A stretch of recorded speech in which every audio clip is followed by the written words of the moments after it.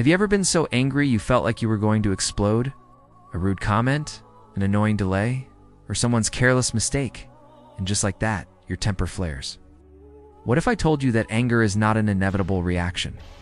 What if you could choose not to feel it? The ancient Stoic philosopher Epictetus famously said, "Any person capable of angering you becomes your master." Think about that. When you get angry, you're handing over control of your own emotions to someone or something else. You're letting external events dictate your inner peace. The Stoics believed that this was not a way to live. They saw anger not as a powerful emotion, but as a form of temporary madness, a poison that hurts the person who feels it far more than anyone else.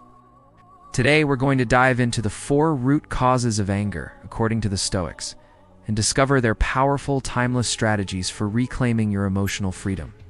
So what are these 4 triggers that set us off?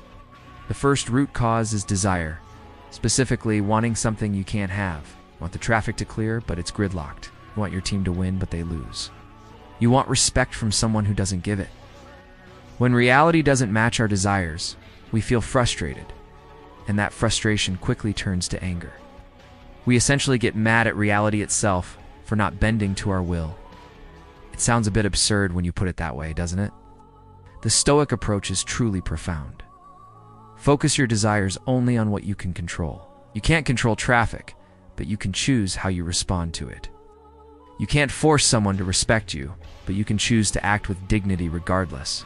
By focusing our desires on our own thoughts and actions, we become immune to the frustration that comes from unmet expectations. The second root cause is the opposite, aversion. This is getting something you don't want. An unexpected bill in the mail, an unfair remark from your boss, or a rainy day ruining your planned picnic. We spend so much energy trying to avoid unpleasantness, and when it inevitably finds us, we get angry, feel like life is being unfair, that we've been wronged. The Stoics would again point us back to the same principle, the division between what we can control and what we couldn't.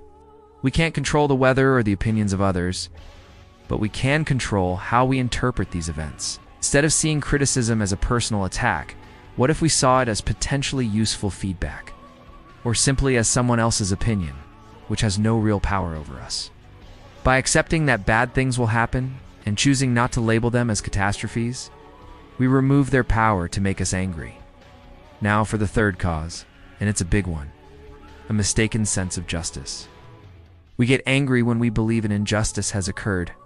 Someone skips ahead in line, a friend breaks a promise, or we hear about a horrible incident on the news. It feels like a core principle of fairness has been violated, and our anger seems justified, even admirable. We think, I have a right to be angry about this. But the Stoics would ask us to pause and examine this belief.